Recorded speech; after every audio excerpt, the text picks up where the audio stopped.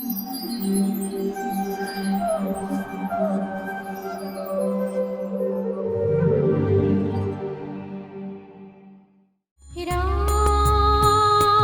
जय जय राम, जय सिया राम, जय जय राम। ॐ ज्ञानतिमिरान्धस्य ज्ञानञ्जनशलाकया चक्षुरुन्मिलितं येन तस्मै श्रीगुरुवे नमः। नमो ॐ विष्णुपादाय कृष्णपृष्ठाय भूतले श्रीमते भक्तिवेदान्त स्वामीति नामिने। नमस्ते सरस्वती देवी गौरवाणी प्रचारिणी निर्विशेष शून्यवादी पाश्चात्यदेशतारिणी। जय श्री कृष्ण चैतन्य प्रभु नित्यानंद श्री अद्वैत गदाधर श्रीवासादि गौर भक्तवृंद। हरे कृष्णा कृष्ण कृष्ण हरे हरे, हरे राम राम राम हरे हरे। जय श्री राम। रामनवमी का आप सबको हार्दिक शुभकामनाएं। आज की स्थिति में भगवान रामचंद्र इस धरा पृष्ठ में जन्म लिए, तो आज इस अवसर में हम भगवान राम जी के जो किए गए लीलाओं के बारे में थोड़ा चर्चा करेंगे। मैं आपको इस समय इस 20-25 मिनट में संपूर्ण रामायण का एक अवलोकन आपको मैं बताने वाला हूँ। जिस प्रकार आपको पता रहेगा, वाल्मीकि मुनि इस रामायण को 7 खंडों में लिखते हैं। बाल्यखंड, अयोध्याखंड, फिर आगे जाकर अरण्यखंड, फिर किष्किंधा खंड, सुंदरखंड, युद्धखंड और उत्तरखंड। इस सब का एक सारांश में आज हम थोड़ा उसका विचार करेंगे, विश्लेषण करेंगे। ब्रह्मा जी नारद मुनि को ये जो रामायण का ज्ञान देते हैं 100 कोटि श्लोक में, और उसके बाद नारद मुनि जब आते हैं उनके शिष्य वाल्मीकि मुनि के पास, और वाल्मीकि मुनि जब उनको प्रश्न करते हैं कि 33 कोटि देवताएं हैं, इन देवताओं में सबसे मुख्य कौन है, तो फिर नारद मुनि ये दिव्य ज्ञान जो ब्रह्मा जी से वो प्राप्त किए रहते हैं वो वाल्मीकि मुनि को देते हैं। और फिर आगे जाके वाल्मीकि मुनि उसको जब रचना करते हैं, लिखते हैं, तो ये 24,000 श्लोक लिखते हैं, और उस 24,000 श्लोकों को ये 7 खंडों में बांटा जाता है। जिसे मैंने आपको पहले बताया, पहला खंड है बाल्यखंड। बाल्यखंड क्यों बोला जाता है? क्योंकि यहाँ पर भगवान रामचंद्र, लक्ष्मण, भरत, शत्रुघ्नों का जन्म होता है, और यहाँ पर विश्वामित्र मुनि जो कि एक बड़े राजर्षि थे, वो अपने भक्ति से, बालपन से उनका धीरे धीरे वृद्धि होता है और एक परम वैष्णव बनते हैं, इसलिए इस खंड को बाल्यखंड भी बोला जाता है। तो जैसे हमको पता रहेगा, दशरथ महाराज का बहुत तीव्र इच्छा था कि एक संतान को प्राप्त करने के लिए, और सुंदर यज्ञ वहाँ पर करते हैं और उनको पायसम प्राप्त होता है, और उसको 2 भाग में बांटते हैं, और एक भाग वो देते हैं माता कौशल्या को। तो कौशल्या से जो जन्म होता है, संतान का नाम होता है रामचंद्र। भगवान राम जन्म होते हैं कौशल्या माता से। और बचा हुआ जो पायसम रहता है उसको 2 भाग में बांटते हैं, 1/4 देते हैं कैकेयी और सुमित्रा को देते हैं। तो सुमित्रा माता और कैकेयी के पास 1/4 रहता है। तो इस 1/4 से सुमित्रा से जो संतान जन्म होते हैं वो रहते हैं लक्ष्मण, जो कि राम जी का सेवा हमेशा करते हैं। और बचा 1/4 जो कैकेयी को दिए थे दशरथ महाराज, उसको फिर से बांट देते हैं 2 भाग में, और 1 भाग देते हैं कैकेयी को, और जो बचा हुआ 1/8 वो देते हैं फिर से सुमित्रा को। तो कैकेयी से जो संतान जन्म होता है वो भरत, और क्योंकि कैकेयी का जो बचा हुआ देते हैं सुमित्रा को, तो उनसे जो संतान जन्म होता है शत्रुघ्न, जो कि हमेशा भरत महाराज का सेवा करते हैं। इसीलिए लक्ष्मण जी हमेशा राम जी का सेवा करते हैं, और शत्रुघ्न हमेशा भरत महाराज जी का सेवा करते हैं। इस प्रकार ये चारों संतान का जन्म होता है। जन्म होते ही तत्पश्चात कुछ ही समय के बाद गुरु विश्वामित्र आते हैं और राम जी को दशरथ जी से लेके जाते हैं, और क्योंकि उनको बहुत परेशान कर रहे होते हैं राक्षस मारीची और ताटका, उनका वध करने के लिए राम जी को लेके जाते हैं और राम जी उनका वध करते हैं। और फिर राम जी को विश्वामित्र मुनि लेके जाते हैं जनक महाराज के राज्य में। वो चल रहा होता है, जनक महाराज जी सीता जी का विवाह का स्वयंवर कर रहे थे, क्योंकि जनक महाराज एक दिन देखते हैं कि सीता देवी खेल रहे थे और उनका गेंद जो रहता है पेड़ों में अटक जाता है।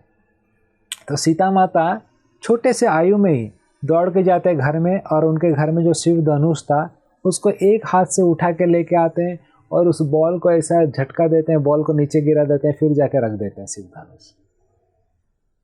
तो जब दशरथ महाराज ये देखते हैं आश्चर्य हो जाते हैं, अरे इस धनुष को उठाने के लिए मेरे हजारों हजारों मुस्कंडे सैनिक लगता है, उठाते हैं, थोड़ा दूर में रखते हैं, फिर रेस्ट करते हैं, फिर उठाते हैं, और इस धनुष को ये सीता आपने एक हाथ में उठा के रख दी।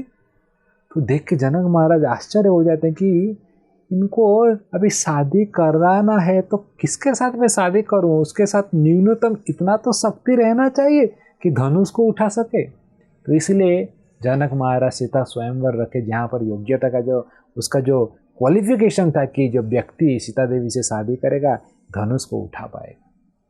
लेकिन इतने सारे राजा आए रहते हैं, कोई भी उठा नहीं पाता है। और वहाँ पर दशरथ महाराज के जो पुत्र थे रामचंद्र को विश्वामित्र मुनि लेके आते हैं और बोलते हैं रामचंद्र जी थोड़ा आप धनुष को देखिए, निरीक्षण कीजिए। तो रामचंद्र जाते हैं और बड़े आसानी से धनुष को उठा के उसका प्रत्यांचा लगाने ही वाले थे, धनुष टूट जाता है। जनक महाराज बहुत प्रसन्न हो जाते हैं और देवी सीता को लेके सामने आते हैं और उनको वरमाला पहनाने के लिए बोलते हैं, लेकिन राम मना करते हैं। हमें तो बोला गया था धनुष देखने के लिए, लेकिन शादी करने का तो कुछ विचार नहीं बोला गया था हमको। तो फिर देखिए ये है मर्यादा पुरुषोत्तम राम। फिर खबर भेजा जाता है अयोध्या, ये सब डिटेल में बोला जाता है। फिर दशरथ महाराज का जब स्वीकृति आता है तो राम जी स्वीकार करते हैं। वो भी लीला है कि राम जी क्षत्रिय हैं, कभी झुकेंगे नहीं, और सीता देवी का जो उच्चता थोड़ा कम था, तो सीता देवी प्रयास कर रही है राम जी को वरमाला डालने के लिए, लेकिन डाल नहीं पा रही है।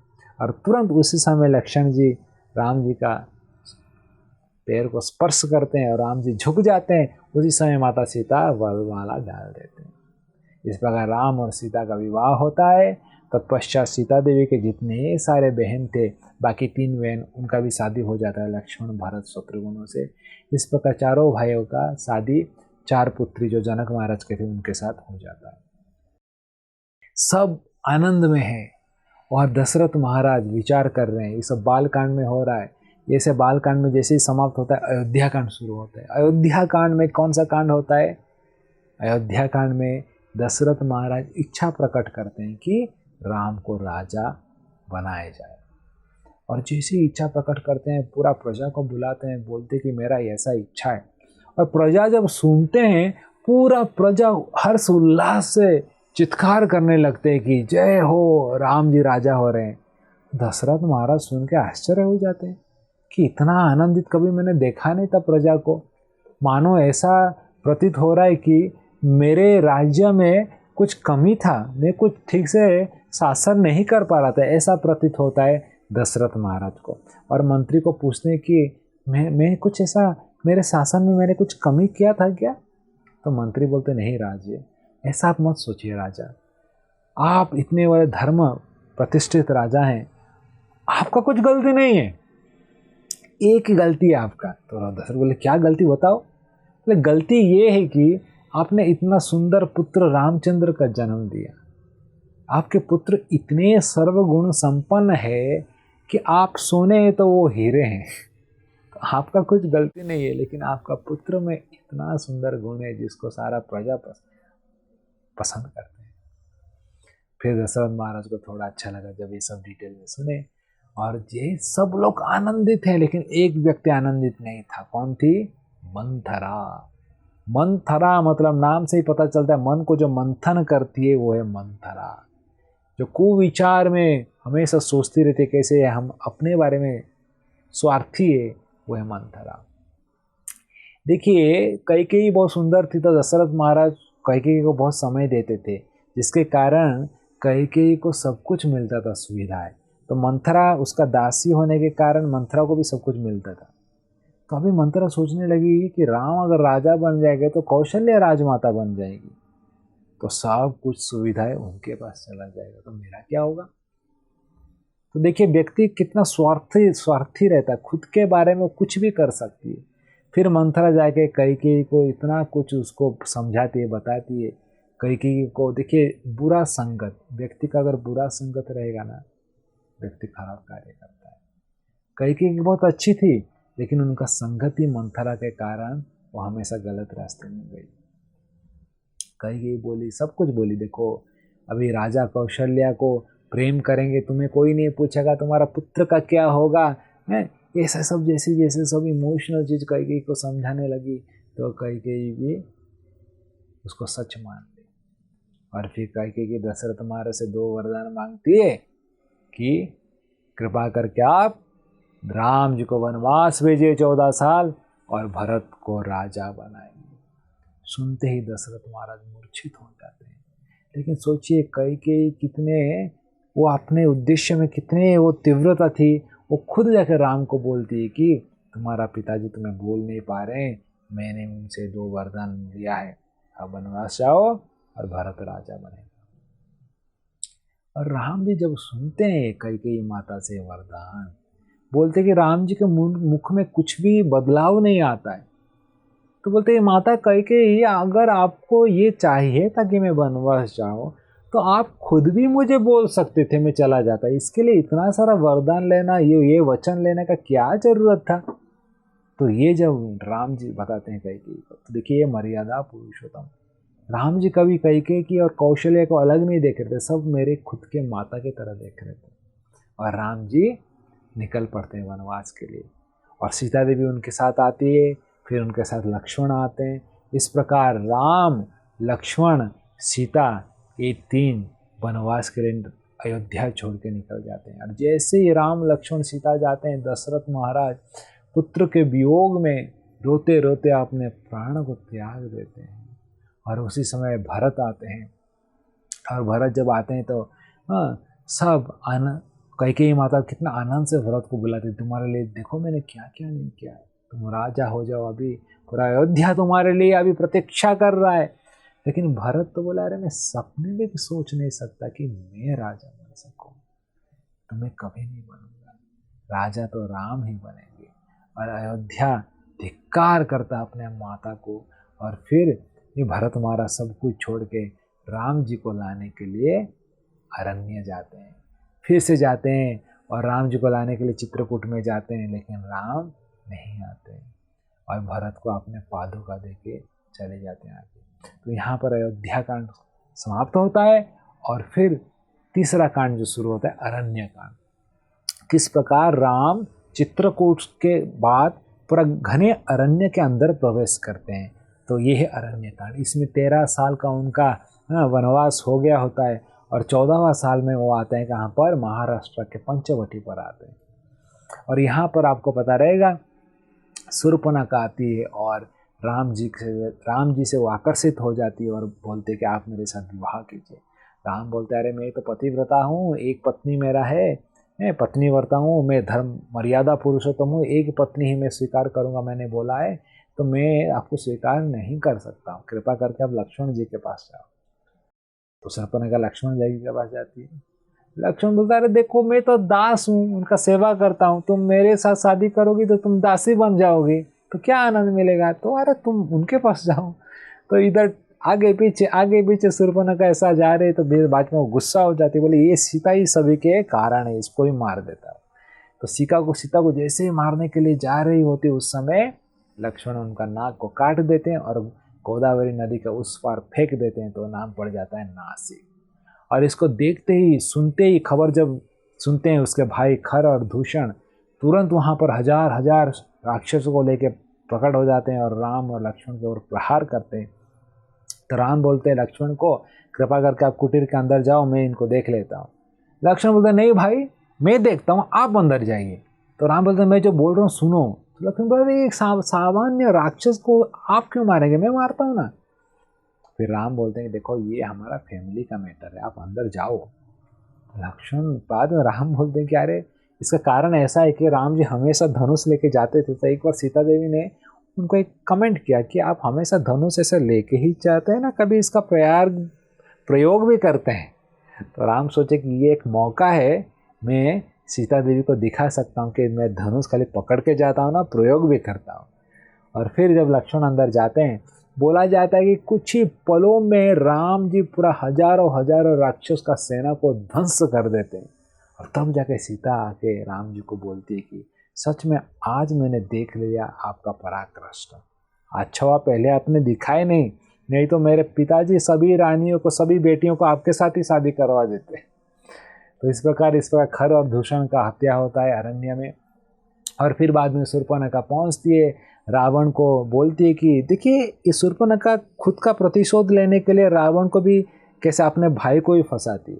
उसको पता था कि रावण एक कामुक व्यक्ति है, और सीता देवी का सुंदरता का वर्णन जब रावण को करती है तो रावण आकर्षित हो जाता है, और फिर सीता देवी को लेने के लिए मारीची को बुलाता है। मारीची जैसे रा शब्द सुनता डर जाता है, बोलता कि अरे मैं जब से राम ने जब मुझे वाण मारा था, विश्वामित्र मुनि मुझे जब आश्रम में, तब से मैं हजारों माइल जाके मैं समुद्र में गिरा था, तब से मैं रा सुनते ही डर जाता हूँ। तो रावण बोले तुम्हारे पास दो उपाय है, एक तो तुम मेरा बात सुनो और राम के पास जाओ और राम के हाथों में मरोगे, दूसरा नहीं जाओगे तो मैं तुम्हें मार दूंगा। तो फिर मारीची सोचा, बोले ठीक है, मैं तेरे से अच्छा है मैं राम जी के हाथ में मरूँ, अच्छा है।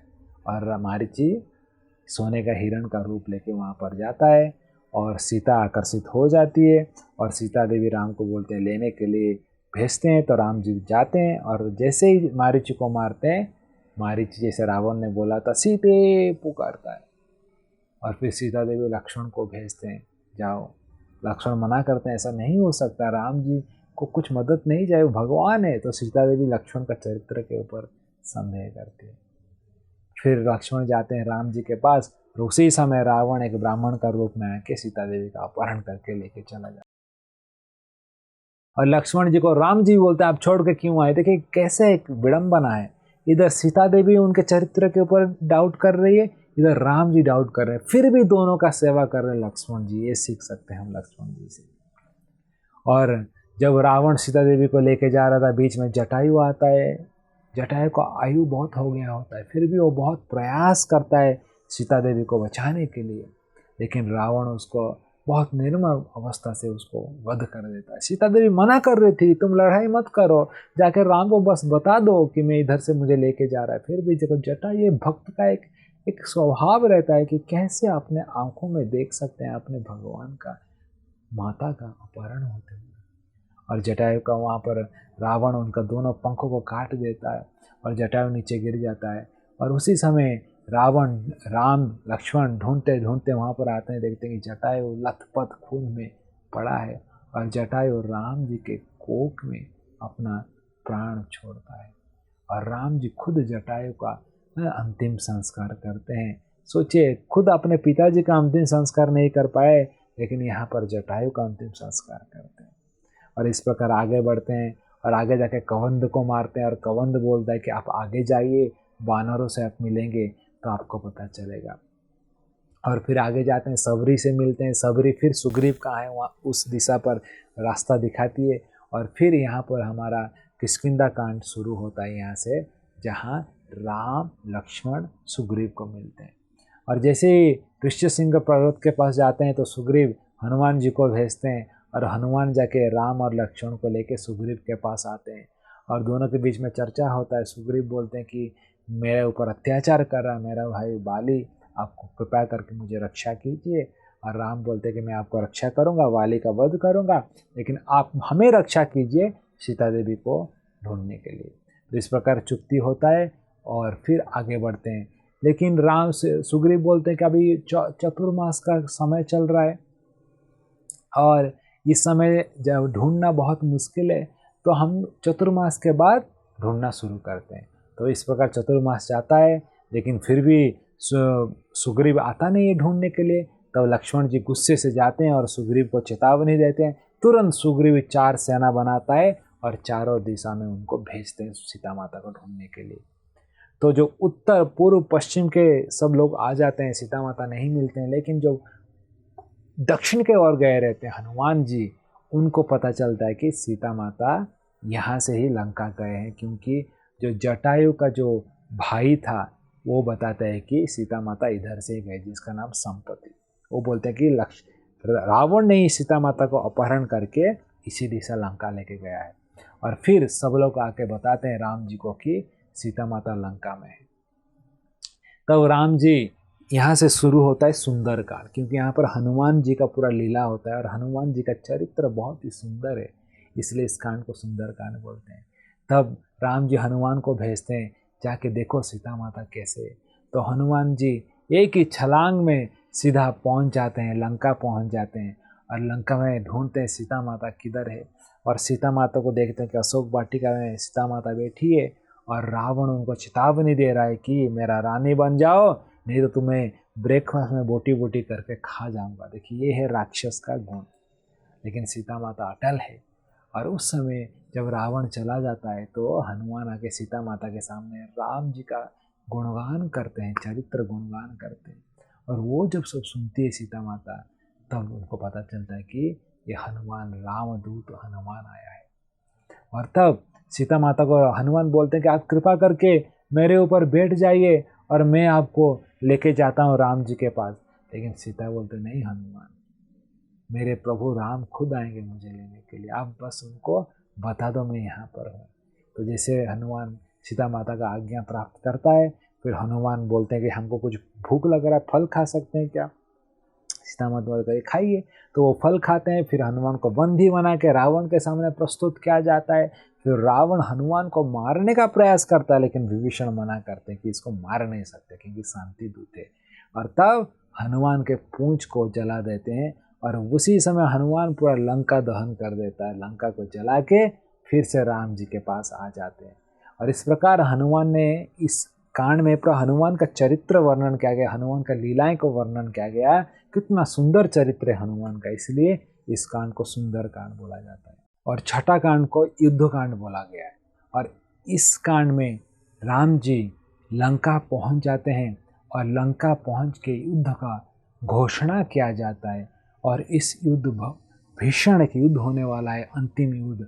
और इस युद्ध में विभीषण बार बार रावण को बोल रहा होता है कि आप ठीक नहीं कर रहे हैं और सीता माता को लौटा दीजिए। तो रावण को आशंका होता है, शक होता है विभीषण के ऊपर कि तुम मेरा भाई है ना शत्रु है, मेरे शत्रु का पक्ष ले रहा है। तो विभीषण को रावण निकाल देता है अपने लंका से। तो विभीषण आके राम जी का शरणागति लेता है। और राम जी पूछते हैं कि क्या करना चाहिए। तो सुग्रीव बोलते हैं कि इनको स्वीकार नहीं करना चाहिए, शत्रु का पक्ष से आया है। हनुमान बोलते हैं कि मैं जब लंका गया था तो ये बहुत धार्मिक व्यक्ति है, तो आपका भक्त है, इसको स्वीकार करना चाहिए। तब राम जी बोलते हैं अरे विभीषण तो क्या, रावण भी अभी आएगा तो मैं उसको स्वीकार करूँगा, ये तो विभीषण है। तो बोल के राम जी स्वीकार करते हैं। और फिर ये घमासान युद्ध शुरू होता है। और युद्ध शुरू जैसे ही होता है, बहुत सारे राक्षस असुर सब लोग आते हैं और घमासान युद्ध शुरू होता है। उसमें इंद्रजीत आता है, लक्ष्मण के ऊपर प्रहार करता है, जिसके कारण लक्ष्मण बेहोश हो जाते हैं। और उसी समय हनुमान को भेजा जाता है गंधमार्दन पर्वत लाने के लिए। और हनुमान का गंधमार्दन पर्वत लाने के कारण लक्ष्मण जी का जीवन बचता है। तो इस प्रकार युद्ध होता है, कुंभकर्ण का भी वध हो जाता है। तो रावण के जितने प्रमुख सेनाएं थे सब लोग मर जाते हैं। अंतिम युद्ध होता है राम और रावण का। उसमें राम बारंबार मार रहे रावण को, लेकिन रावण का वध नहीं हो रहा है। तब विभीषण बोलते हैं कि उनके जो नाभि में अमृत है वहाँ पर मारना पड़ेगा। और तब जब राम मारते हैं तो विभीषण के बोलने के कारण रावण का वध हो जाता है। और रावण का वध होने के बाद राम और पूरा वानर सेना पुष्पक विमान में बैठ के अयोध्या आते हैं। ये आपका हो गया लास्ट जो अंतिम कांड है, उत्तरकांड। तो इस उत्तरकांड में बोला जाता है कि भविष्य के बारे में वाल्मीकि मुनि लिख रहे हैं, किस प्रकार आगे क्या हो रहा है। क्योंकि जब लिख रहे हैं तो इतना हो चुका होता है, लेकिन उत्तर मतलब जो भविष्य में होने वाला है वो भी बता रहे हैं। और सब आते हैं अयोध्या में और राम जी का राज अभिषेक होता है। और राज अभिषेक होने के बाद एक दिन राम सुनते हैं कि एक धोबी बोल रहा था अपने पत्नी को कि मैं आपको घर में नहीं रख सकता हूँ, क्योंकि आप रात में मेरे घर के बाहर और किसी के पास आप रुके थे। मैं तो राम की तरह नहीं हूँ, लेकिन मैं आपको नहीं रख सकता। तो ये जब सुनते हैं राम, तो मर्यादा पुरुषोत्तम प्रजा को एक उदाहरण देने के लिए सीता देवी को फिर से वनवास भेज देते हैं वाल्मीकि मुनि के आश्रम में। और सीता देवी वहाँ पर रहती है और वहाँ पर वो संतान का जन्म देती है, लव और कुश। और जब राम जी जब अश्वमेध यज्ञ कर रहे होते हैं तो घोड़े को छोड़े रहते हैं। तो कोई भी राजा, जैसे आपको पता रहेगा, घोड़े को कोई अगर उसको रोकता है मतलब वो चैलेंज कर रहा है राजा को। तो भरत शत्रुघ्न लक्ष्मण जाके उनके साथ युद्ध करते थे। इस प्रकार घोड़ा जाता है जंगल में, वहाँ पर लव और कुश उसको पकड़ते हैं। तो उनको भी युद्ध करने के लिए भरत शत्रुघ्न लक्ष्मण जाते हैं, लेकिन तीनों के तीनों परास्त हो जाते हैं लव कुश से। तब राम जी खुद जाते हैं युद्ध करने के लिए, और तब जाके उनको लव कुश को परास्त करके राम घोड़े को लेके आते हैं। और उस समय वाल्मीकि मुनि बोलते हैं माता सीता को बोलते हैं कि देखो लव कुश को हम भेजेंगे, सारा अयोध्या में आपका रामायण का चर्चा करेंगे और आपका सतीत्व का, आपका जो चरित्र का वर्णन करेंगे, तो कृपा करके आपका आदेश दीजिए। और इस प्रकार लव कुश आके सारा अयोध्या में राम कथा कर रहे हैं। और धीरे खबर जाता है भगवान रामचंद्र को कि दो छोटे ब्राह्मण बालक जैसे आए हैं और अयोध्या में राम कथा कर रहे हैं। तो उनको राम दरबार में बुलाया जाता है और वो राम कथा कर रहे होते। उसी समय सबके आंखों में अश्रु आ जाता है जब वो माता सीता का चरित्र का गुणगान कर रहे होते। और उस समय वाल्मीकि मुनि माता सीता को वहाँ पर प्रकट करवाते हैं। करके सबके सामने जब सीता आती तो राम जी स्वीकार करने ही वाले थे, और एक अयोध्यावासी बोलता है कि सीता देवी इतने समय तक वो बाहर थे, इसलिए उनका चरित्र का परीक्षा करना पड़ेगा। तो सीता देवी को बहुत कष्ट आता है, कितना परीक्षा मैं दूंगी। तब सीता देवी बोलती कि अगर मेरा चरित्र निष्कलंक रहेगा, निष्कपट रहेगा, तो हे धरती माता कृपा करके आप प्रकट होइए और मुझे लेके जाइए, क्योंकि सीता देवी के माँ है धरती माता। तुरंत उसी समय धरती माता वहाँ पर प्रकट होते हैं। भूमि दो भागों में बंट जाता है और धरती माता सीता देवी को अपने साथ धरती में लेके चले जाते हैं सबके सामने। इस प्रकार सीता देवी अपने धाम में चली जाती है। और कुछ ही सालों के बाद जब राम जी अपने शासन करते हैं और सब कुछ ठीक से चल रहा होता है, सालों साल हजारों सालों तक शासन करते हैं, और अंततः राम लक्ष्मण भरत शत्रुघ्न और सरायुर नदी के द्वारा वो भी अयोध्या आध्यात्मिक जगत चले जाते हैं। इस प्रकार हमने इस टोटल रामायण का लीलाओं को इस बाल्य खंड में चर्चा किया। बाल्य खंड के बाद हमने अयोध्या खंड में चर्चा किया, फिर अयोध्या खंड के बाद अरण्य खंड में चर्चा किया, अरण्य खंड के बाद किष्किंधा कांड, किष्किंधा कांड के बाद सुंदर कांड, फिर युद्ध कांड, फिर उत्तर कांड। इस प्रकार संपूर्ण रामायण को संक्षिप्त में इस रामनवमी के अवसर पर हमने चर्चा किया। जय श्री राम। ऐसे ही और भक्तिमय कार्यक्रमों के लिए देखिए हरे कृष्णा टेलीविजन, और इसे प्राप्त करने के लिए आप अपने केबल अथवा DTH ऑपरेटर से संपर्क करें तथा और अधिक जानकारी के लिए आज ही डायल करें 7666 839 839।